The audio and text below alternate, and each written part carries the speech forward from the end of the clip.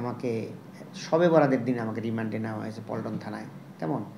এমনকি ঈদের দিনও আমি জেলখানায় থেকেছি। এরও আবার ১০-১৫ দিন পরে যখন আমি অ্যাডভোকেট হিসেবে জামিন পেয়ে যাই, আবার তারা আমার জেল গেট থেকে আবার এরকম মানে গ্রেপ্তার করে এবং আমাকে আবার ওই গুম করে নিরুদ্দেশ করে রাখে। হ্যাঁ, আমি আসলে একদম ছোটবেলা থেকেই আমি প্রতিবাদী, কেমন? আপনারা জানেন, আমি যখন ক্লাস 1 এ পড়ি, সেই সময় আমাদের একটা ট্র্যাডিশন ছিল যে কলার পাতায় লিখতে হবে, কেমন? বনের কলম দিয়ে, পাতিলের কালি দিয়ে এটা লিখতে হবে। তো আমি সেই দিন স্যারকে বললাম যে, "স্যার, আমরা কলার পাতায় লিখব না। একটা সিলেট এসে গেছে, আমরা চক দিয়ে লিখতে পারি।" কেমন? কিন্তু স্যারদের ট্র্যাডিশন ওনারা ফিরবে না। আমি সেখানে সকল ছাত্রকে বলছি, "কালকে তোমরা কলার পাতা আনবে না।" ঠিক আছে? ক্লাস 1 এ পড়ি তখন। স্যার ক্ষিপ্ত হয়ে আমাদের সবাইকে উনি প্রহার করলেন, কিন্তু আমরা বলছি, "স্যার প্রহার করেন, তবে আমরা কলা পাতায় লিখব না, আমরা চক দিয়ে সিলেটে লিখব। আপনি যা লিখতে বলেন সেটাই বলব।" আমি সেই ক্লাস 1 থেকে আমার প্রতিবাদ এবং আমি একজন বিপ্লবী এবং আমি সংস্কার, এটা আমি 1 থেকে শুরু করছি আরকি। আমি যখনই হাই স্কুলে পড়ি তখন আমি ছাত্র শিবিরে যোগ দিই এবং স্কুল শাখার সভাপতি হই, পরবর্তী ইউনিয়ন সভাপতি। এরপরে আমি এসএসসি পাস করার পরে আমি আজিজুল হক কলেজে ভর্তি হই। সেখানে গিয়ে আমি ইন্টারমিডিয়েটে ছাত্র শিবিরের সাথী শপথ নেই এবং আমি কলেজ শাখার সভাপতি হিসেবে দায়িত্ব পালন করি। আজিজুল হক কলেজ ইন্টারমিডিয়েট ভবনের আমি সভাপতি ছিলাম। এরপর আমি রাজশাহী ইউনিভার্সিটিতে যাই। সেখানে গিয়ে ছাত্র শিবিরের কার্যক্রম আরও জোরদারভাবে চালাই। একটা পর্যায়ে আমি ইউনিভার্সিটির সভাপতির দায়িত্ব পালন করি। এর মাঝখানে আরও অনেক দায়িত্ব ছিল। তো সেই সময়ে ৯৪ সালে আমি যখন হল শাখার দায়িত্বে আছি, হল শাখার দায়িত্বে ছিলাম, আমাকে একটা অন্যায়ভাবে পুলিশ গ্রেপ্তার করে নিয়ে যায় কোনো কারণ ছাড়াই। তখন তৎকালীন ক্ষমতাসীন দল বিএনপির ছাত্র সংগঠন জাতীয়তাবাদী ছাত্র দল, তারা একটা মিথ্যা মামলা করে। সেই মামলায় আমাকে রাতের বেলায় গ্রেপ্তার করা হয়। শুরু হলো আমার কারাজীবন। এরপরে আমি কয়েকদিন পরে মুক্তি পাই। এরপর আমাকে কারাবরণ করতে হয় সিরাজগঞ্জে, আমার নিজ জেলায়। আমি বাংলাদেশ জামাত ইসলামীর আমির তৎকালীন অধ্যাপক গোলাম আজম সাহেব সিরাজগঞ্জ সফরে আসবেন। এই সময় আমাদের সাথে মানে আমাদেরকে প্রোগ্রাম করতে দেওয়া হবে না, কেমন? প্রশাসন প্লাস অন্যান্য দল আমাদের উপরে চড়াও হয় এবং একটা পর্যায়ে আমাকে জামাত অফিসের সামনে থেকে গ্রেপ্তার করে এবং চরমভাবে আমাকে পুলিশ নির্যাতন করে। আমি তখন অনার্স সেকেন্ড ইয়ারের ছাত্র।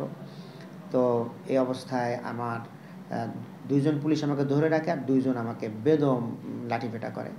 আমার সমস্ত শরীর ফুলা জখম হয় এবং আমার গায়ের শার্টগুলো ছিঁড়ে যায়, বোতাম-টোতাম থাকে না।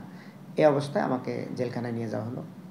সেখান থেকে আমি বেশ কিছুদিন পরে আমি মুক্তি পেলাম। এরপর রাজশাহী বিশ্ববিদ্যালয়ে বিভিন্ন আন্দোলন সংগ্রামে পুলিশি নির্যাতন, অনেক মামলা হয়েছে, প্রায় ২০টার মতো মামলা হয়েছিল। সেগুলো মামলা তৎকালীন সময়ে আমরা রিলিজ পেয়ে গেছি, বেকসুর খালাস পেয়েছি। এরপর হলো বিভিন্ন সময়ে আমার উপরে সেখানে বিরোধী দলীয় ছাত্ররা হামলা করেছে এবং অনেক জখম রক্তাক্ত করেছে রাজশাহী ইউনিভার্সিটি। এরপরে আমি ছাত্র শিবিরের কেন্দ্রে দায়িত্ব পালন করি। আমি ইউনিভার্সিটির সভাপতি ছিলাম ২০০০ এবং ২০০১ সাল। এরপরে ২০০২ এবং ৩ সাল আমি কেন্দ্রে আমি অফিস সম্পাদক এবং দাওয়া সম্পাদক হিসেবে দায়িত্ব পালন করি। এরপরে আমি মূল দল আমার জামাতে যোগ দিই এবং শুরুতে আমি ধানমন্ডি থানায় কাজ শুরু করি। ইউনিট থেকে আমার কাজ শুরু হয়। এরপর আমি শাহবাগ থানার যখন প্রশাসনিকভাবে থানা গঠিত হয়, তখন আমি এই শাহবাগ, সেগুনবাগিচা এই অঞ্চলের আমি আমির হিসেবে দায়িত্ব পালন শুরু করি। এই সময়ে আমার উপরে ঘটে যায় ২৮শে অক্টোবরের ২০০৬ সালের অত্যন্ত নারকীয় তাণ্ডব আমার চোখের সামনে হয় এবং আমার উপর দিয়েও হয়। আমাকে আওয়ামী সন্ত্রাসীরা হত্যার উদ্দেশ্যে আমার প্রথমে মাথায় হিট করে, কেমন? আমি মাথাটা সরে গেলে আমার এক পাশে এসে লাগে, ইট লাগার পরে আমার এখানটা ফুলা জখম রক্তাক্ত হয়। এরও আধা ঘন্টা পরে আমি যখন সেই ময়দানে উপস্থিত তাদের প্রতিরোধ করতেছি, সেই সময়ে আর একটা ইট তারা আমাকে হত্যার উদ্দেশ্যে নিক্ষেপ করে, আমার বুকে এসে লাগে। কেমন, তখন আমি সেন্সলেস হয়ে আমি মাটিতে পড়ে যাই। তখন আমাদের সহকর্মীরা আমাকে উঠায় নিয়ে আমাকে পার্টি অফিসে নিয়ে আসেন। এরপর ডাক্তাররা আমাকে প্রাথমিক চিকিৎসা দেওয়ার পরে একটা পর্যায়ে আমি আবার সুস্থ হয়ে ময়দানে আবার যেতে পারি, প্রতিরোধ করার চেষ্টা করি।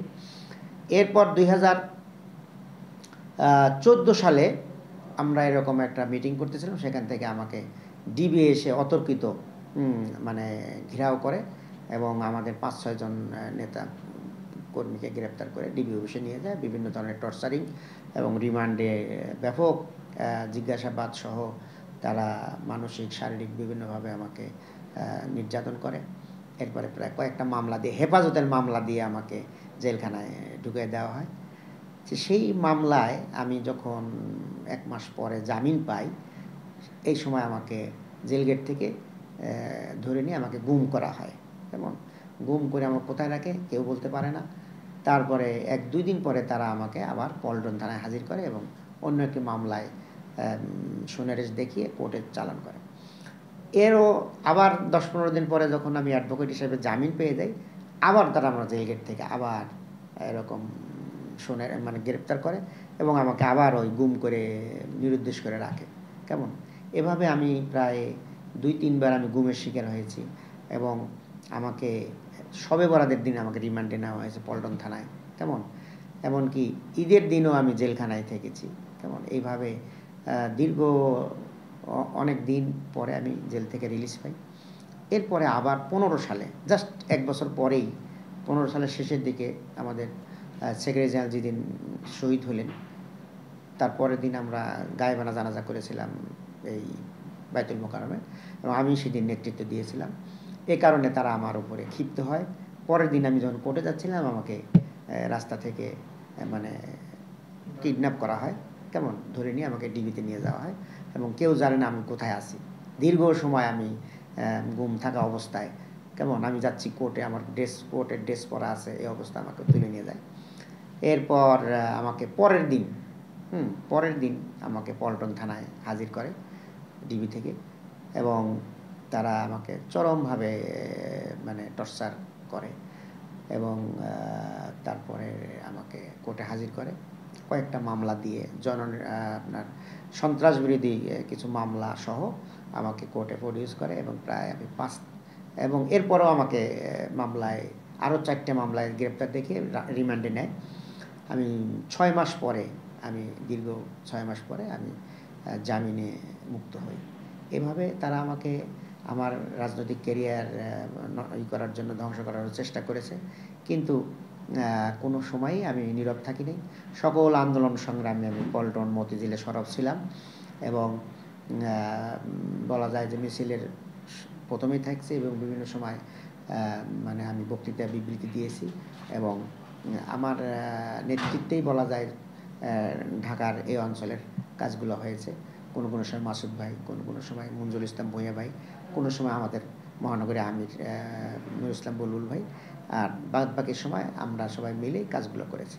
এই এলাকাটা বাংলাদেশের একদম হার্ট বলা যায়। এখানে সচিবালয়, এখানে বাংলাদেশ ব্যাংক পাড়া, এখানে হাইকোর্ট, এখানে প্রেস ক্লাব, কেমন, এখানে ঢাকা মেডিকেল এবং এই আসনের মধ্যে বুয়েট ঢাকা বিশ্ববিদ্যালয় সবচাইতে ঐতিহ্যবাহী এবং খুবই মানে পোটেনশিয়াল এই আসনটি। তো এখানে সারা দেশের মতো ওই ধরনের কোনো সমস্যা এখানে নেই, আলহামদুলিল্লাহ। এখানে সব কিছুই গোছগাছ আছে, শুধুমাত্র কিছু অব্যবস্থাপনা। কেমন, যেমন এখানকার মানুষ যেগুলো শিকার হন, সেখানে যানজট সৃষ্টি হয়। তো যানজটের তো আসলে এমপির কিন্তু কাজ না, কিন্তু কেন যানজট হয় এটা তো দেখতে হবে। একজন এমপি হিসেবে এটাকে করতে, মানুষ প্রচণ্ডভাবে ভোগান্তির শিকার হন যানজটে। এক্ষেত্রে আমরা দেখছি যে ফুটপাত দখল, মানুষ হাঁটতে পারে না। কেমন, এই অবৈধ কার্যক্রম যেগুলো হয়, পুলিশ মানে অবৈধভাবে তাদেরকে সুযোগ করে দেয় এবং যখন যে রাজনৈতিক দল থাকে তারা টুপাইস নেয়, নিয়ে এই কাজগুলো পুলিশ এবং রাজনৈতিক নেতৃবৃন্দ তারা যোগ সাজসে এই কাজগুলো করে, ভোগান্তি বাড়ে। তো আমি যদি আল্লাহর মেহেরবানিতে জনগণের সহযোগিতায় এমপি হই, তাহলে এই ধরনের কোনো কার্যক্রম এখানে হবে না, কোনো চাঁদাবাজ এখানে থাকতে পারবে না, কোনো ধরনের দুর্নীতি হবে না। এই অঞ্চলের যত সরকারি অফিস আছে, কেমন রাজুক থেকে শুরু করে কোনো ব্যাংক এবং কোনো অফিসে কোনো ধরনের ঘুষ বাণিজ্য চলবে না, এটা বন্ধ করে দেওয়া হবে ইনশাআল্লাহ। এরপরে হলো এখানে মাদকের একটা আছে, হ্যাঁ, রাতের বেলায় বিভিন্ন ধরনের কার্যক্রম, দিনের বেলায় এগুলো। মাদকটা কেন সেবন করে মানুষ? মানুষ কাজ পায় না, হতাশ, কর্মসংস্থান নাই। তো আমার প্রথম যে কাজটা হবে এখানে কর্মসংস্থানের একটা ব্যবস্থা করা, যুব সেন্টার তৈরি করা, যুবকদের কাজ দেওয়া, তাহলে তারা ওই দিকে যাবে না, তারা কাজের মধ্যে চলে আসবে, তারা ওই দিকে যাবে না। এরপরে হলো এখানে ড্রেনেজ ব্যবস্থার একটা অসমন্বয়, কেমন, যে কারণে অল্প একটু পানি হলেই পল্টন মতিঝিল পানির নিচে ডুবে যায়। তো এটা একটা খুবই মানে অপমানজনক একটা কাজ, যে ঢাকার প্রাণকেন্দ্র, হ্যাঁ, সেখানে পানির নিচে তলায় গেছে। কেন তলাচ্ছে এটার কারণ বের করতে হবে। অর্থাৎ যে ড্রেনগুলো আছে ব্যবস্থাপনা পরিষ্কার করা হচ্ছে না, এবং যেগুলো ঝিল আছে যেখানে পানি গিয়ে পড়ে সেগুলো পরিষ্কার করা হচ্ছে না, যে কারণে এগুলো তলানি হয়ে যাচ্ছে, পানি যে জমাট বেঁধেছে নিষ্কাশন হচ্ছে না, এগুলো দূর করতে হবে। এরপর আলাদা যে কাজ হয় সেটা হলো যে এই কারণে সেখানে ডেঙ্গু উৎপন্ন হয় এবং মানুষ দুর্ভোগের শিকার হয়, হ্যাঁ, ডেঙ্গুতে অনেক লোক মারা যাচ্ছে, হ্যাঁ, এবং কষ্ট পাচ্ছে। তাহলে এগুলো যদি পরিষ্কার করা হয় তাহলে এখান থেকেও মানুষ এইভাবে মুক্তি পাবে। এই কাজগুলো আমি মানে চেষ্টা করবো ইনশাল্লাহ। বাংলাদেশ জামাত ইসলামী একটা পুরাতন দল, প্রায় আমাদের 87 বছরের মতো আমাদের রাজনৈতিক অভিজ্ঞতা। তো এই দলটি একটি গতানুগতিক দল নয়। আমরা যেনতেনভাবে ক্ষমতায় যেতে চাইনি, যে কারণে আমাদের যে লক্ষ্য উদ্দেশ্যে যাওয়ার জন্য আমরা যেভাবে প্রিপারেশন নিয়েছি, অর্থাৎ লোক তৈরি। কারণ আমি তেঁতুল গাছ লাগাইলে আম পাওয়া যাবে না, অর্থাৎ আমি যদি সৎযোগ্য নেতৃত্ব চাই তাহলে আমাকে সৎযোগ্য লোক তৈরি করতে হবে। এটা সময় সাপেক্ষ ব্যাপার, কেমন, যে কারণে যখন যে ধরনের স্রোত সৃষ্টি হয়েছে আমরা সেই স্রোতে গা ভাসায় দেইনি। আমরা অনেক সময় দাঁড়ায় থাকার চেষ্টা করছি, স্রোতে আমাদেরকে নানা ধরনের ক্ষত বিক্ষত করেছে। বিভিন্ন চড়াই উতরাই পরে বাংলাদেশ জামাত ইসলামী এই মুহূর্তে বাংলাদেশের একটি জনপ্রিয় দল, কেমন, এবং রাজনৈতিক প্রেক্ষাপটে যে একটা দুর্বৃত্তপরায়ণতা, যে দস্যুতা, যে খুন খারাপি, আয়নাঘর, কেমন, এবং চাঁদাবাজি, লুণ্ঠন, হ্যাঁ, দেশের টাকা বিদেশে পাচার করা, বেগমপাড়া তৈরি করা ইত্যাদি কালচার, যারা জুলুমের একদম শেষ পর্যায়ে চলে এসেছিল তাদেরকে দেশবাসী দেশ থেকে বিতরণ করে দিয়েছে, এবং যে ভেকুম সৃষ্টি হয়েছে। এই ক্ষেত্রে যারা দেশের পক্ষে কথা বলেছে, কেমন, এদের ভিতরে যে একটা ঐক্য ছিল, সেই ঐক্যটা এখন দেখা যাচ্ছে যে এই ভিতরে একটা গ্রুপ আবার ওই যারা চলে গেছে তাদের মতো কালচার শুরু করেছে, কেমন। তো জনগণ তো আসলে এই জিনিসগুলো দেখতে পাচ্ছে, হ্যাঁ, জনগণ এই সকল চাঁদাবাজ, এই দখলবাজদেরকে কোনোভাবেই অ্যাকসেপ্ট করবে না। তো এই যে একটা পরিস্থিতি সৃষ্টি হয়েছে, ইতিমধ্যে বাংলাদেশ জামাত ইসলামী আপনার তাদের লোকও তৈরি করে ফেলেছে। আপনারা জানেন যে একটা লোহাকে রিফাইন করতে হলে তাকে আগুনে পোড়াইতে হয়, এরপরে পিটাইতে হয়, তারপরে সেখান থেকে প্রয়োজনীয় সরঞ্জামাদি তৈরি করা যায়। তো আলহামদুলিল্লাহ বাংলাদেশ জামাত ইসলামী চরম জুলুম নির্যাতন হয়েছে, আমরা অনেক ত্যাগ স্বীকার করেছি, আমরা শাহাদাত, আমরা রিমান্ড, আমরা অঙ্গহানি সহ বাড়িঘর আমাদের ধ্বংস করে দিয়েছে, অভিশাপ বন্ধ করে দিয়েছিল। এই সব কিছুর মাধ্যমে আমাদের যে নেতৃত্বটা তৈরি হয়েছে আমরা মনে করছি এটা মজবুত নেতৃত্ব, এবং এরা যে কোনো বাধা বিপত্তিকে চ্যালেঞ্জ করার মতো, তেমন আগামী দিনে যদি কোনো ধরনের বাধা আসে, চ্যালেঞ্জ আসে, এরা মোকাবেলা করতে পারবে। এই জন্য আমরা বর্তমান যে রাজনৈতিক প্রেক্ষাপট, এই প্রেক্ষাপটে মনে করছি যে জনগণ আমাদের যেহেতু ভোট দিবেন, নেতৃত্ব আমাদেরকে দিবেন, অতএব আমাদেরকে গ্রহণ করতে হবে। সেই জন্যই আমরা সবগুলো আসনে আমাদের মানে প্রার্থী প্রাইমারি সিলেকশন করেছি। আমরা এখন এদের পিছনে কাজ করব। জুলাই আগস্টে আলহামদুলিল্লাহ জুলাই আগস্টে আমরা শুরু থেকে অবজার্ভ করতেছিলাম, 1 জুলাই থেকেই আন্দোলনের সূত্রপাত হয়েছে। আমাদের ছাত্ররা সাধারণ ছাত্রদের সাথে একাকার হয়ে নন পলিটিক্যাল প্ল্যাটফর্ম থেকে আন্দোলন শুরু হয়। সেখানে যেহেতু কোনো পলিটিক্যালই দেওয়া ছিল না, তো শিবির সাধারণ ছাত্রের মতোই তাদের মতোই কাজ করেছে। আলহামদুলিল্লাহ এই কাজ চলছিল।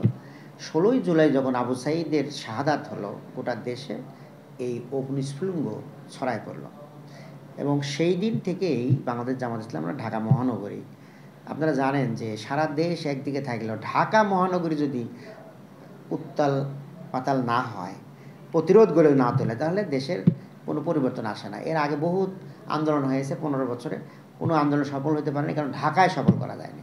তা আমরা এবারে চিন্তা করছিলাম যে ঢাকায় এবার আমরা সফল করব। ছাত্র জনতা যেভাবে নামছে, 16 তারিখের যখন গতি প্রকৃতি চারদিকে ছড়ায় পড়লো, সেই দিন আমরা বাংলাদেশ জামাত ইসলামী ঢাকা দক্ষিণ এবং উত্তর আমরা সিদ্ধান্ত নিয়ে ছাত্রদের সাথে আমরা নেমে পড়ি। তাদেরকে নৈতিক সমর্থন, আর্থিক সহযোগিতা এবং সরাসরি তাদের সাথে থেকে আমরা কাজ শুরু করি। তো এইটা ক্রমান্বয়ে আমাদের ভূমিকা বাড়তে থাকে এবং ছাত্ররাও এক পর্যায়ে, ছাত্র জনতা সবাইকেই যখন নামতে বলে আমরা সরাসরি তখন নেমে পড়ি আর কি, কোনো দল মত নির্বিশেষ সব দিকে না দেখে আমরা নেমে পড়ি। তো এরপরে আল্লাহ আমাদের যখন 5ই আগস্ট বিজয় দিলেন, সেখানে আপনারা দেখেছেন যে আমাদের মহানগরীর আমির এবং আমরা যারা ছিলাম নায়েব আমির, সেক্রেটারি, আমরা সবাই একযোগে শাহবাগ থেকে আমরা ঢাকা বিশ্ববিদ্যালয়ের কেন্দ্রীয় মসজিদে গিয়েছি। সেখানে আমরা শুকরানা নামাজ আল্লাহকে সিজদা করেছি উন্মুক্ত ময়দানে। এরপর আমরা শহীদ মিনার হয়ে আমাদের পার্টি অফিসে আমরা সরাসরি আসি। যে পার্টি অফিসে আমরা 13 বছর ঢুকতে পারিনি, আমরা সরাসরি পার্টি অফিসে চলে আসি এবং এখান থেকেই আমরা শহীদদের জন্য দোয়া করি। এবং বলা যায় 5 তারিখ, 6 তারিখ, 8 তারিখ থেকে আমরা শহীদ পরিবারে যাওয়া শুরু করি। শহীদ পরিবারে, প্রত্যেকটা পরিবারে আমরা ঢাকায় দক্ষিণে যারা শহীদ হয়েছিলেন আমরা চেষ্টা করেছি, ঢাকা দক্ষিণে যারা, উত্তরে যারা শহীদ উত্তরে যাওয়ার চেষ্টা করেছে। এবং আমিরের জামাত উনি সারা দেশের জেলা আমিরদেরকে খবর দিয়ে দেন, যে যেখানে শহীদ হয়েছে তাদের বাড়িতে খোঁজ নেন, তাদের কী অবস্থা, তাদের আর্থিক সহযোগিতা করেন, তাদেরকে পুনর্বাসন করেন। আমরা জানি অনেক শিশু বাচ্চা শহীদ হয়েছে, অনেক বাড়ির একমাত্র উপার্জনক্ষম ব্যক্তি শহীদ হয়েছে। আমরা সেখানে গিয়ে তাদের উপযোগী কিছু সরঞ্জামাদের ব্যবস্থা করেছি, তারা যেন কোনো রকম জীবিকা নির্বাহ করতে পারে। এবং অনেক শিশু বাচ্চা মা হারাইছে, অনেক শিশু বাচ্চা পিতা হারাইছে, ওই সকল শিশু বাচ্চাদের আমরা পুরো দায়িত্ব নিয়েছি, তাদের চিকিৎসা, তাদের শিক্ষা, তাদের আবাসন আমরা উদ্যোগ নিয়েছি। এরপরেও আমাদের আমির জামাত সকল প্রোগ্রামেই, গতকালও একটা প্রোগ্রামে বলেছেন যে শহীদ পরিবারের সকল চাহিদা আমরা মেটাতে পারবো না, কিন্তু আপনারা আমাদেরকে একটু জানান দিবেন, আমাদের সর্বোচ্চ চেষ্টা করব আপনাদের পাশে থাকার জন্য। আমরা এটা আগেও বলেছি, এখনও বলছি, আমরা আছি তাদের সাথে এবং থাকবো ইনশাল্লাহ। আচ্ছা, আপনাদের পিছনে আপনাদের মহানগরীর বা ঢাকা নেতাদের কেমন ভূমিকা ছিল? মূলত এটা বলা যায় যে বাংলাদেশের সর্ববৃহৎ একটি সমাবেশ, কারণ এই সোহরাওয়ার্দী উদ্যানে এর আগে এত বড় সমাবেশ কেউ করে নাই। আপনারা জানেন যে স্বৈরাচারী আইয়ুব শাহী তিনি সরকারের উদ্যোগে এখানে একটা বড় সমাবেশ করেছিলেন। এরপরে আপনারা জানেন 7ই মার্চে একটা সমাবেশ হয়েছিল, সেই সমাবেশটা ওই সোহরাওয়ার্দী উদ্যানের মধ্যেই সীমাবদ্ধ ছিল, বাইরে আসে নাই। এবারই শুধুমাত্র বাংলাদেশ জামাত ইসলামীর যে সমাবেশটা সোহরাওয়ার্দী উদ্যানের মধ্যে সীমাবদ্ধ থাকেনি, এটা চারদিকে ছড়াই গিয়েছে। ওদিকে কাটাগন, ঢাকা বিশ্ববিদ্যালয়, শহীদ মিনার, শাহবাগ, এদিকে বাংলা মোটর, কাওরাবন বাজারপুর চলে গেছে, এদিকে মৎস্য ভবন, সারাইয়া, পল্টন, গুলিস্তান পর্যন্ত চলে গিয়েছে, কাকরাইল চলে গিয়েছে। তো এত সর্ববৃহৎ সমাবেশ। তো আপনারা জানেন যে 5ই আগস্টের পরে আমরা কোনো বড় সমাবেশ করি নাই। অনেক দল যারা নিজেদেরকে বড় দল দাবি করে তারা অনেকগুলো সমাবেশ তারা করেছে। আমরা বলেছি যে শহীদদের রক্ত শুকায়নি, আমরা এই মুহূর্তে কোনো উল্লাস বা আমরা কোনো শক্তি প্রদর্শন করব না। কিন্তু যেহেতু এখন অনেকেই বড় দল করে চিল্লাইতেছে, তো আমরা একটু চিন্তা করেছি যে একটু জানান দেওয়া দরকার যে জনগণ আমাদের সাথে আছে কিনা। এক্ষেত্রে আমরা সারা দেশকে বলিনি, কিন্তু আমরা শুধুমাত্র 2 সিটি আমরা একটু চেষ্টা করেছি। আর আমাদের সিটির আশেপাশে যে থানাগুলো আছে, জেলার থানাগুলো আছে, তাদেরকে বলা হয়েছে যে তোমরা কিছু আসো।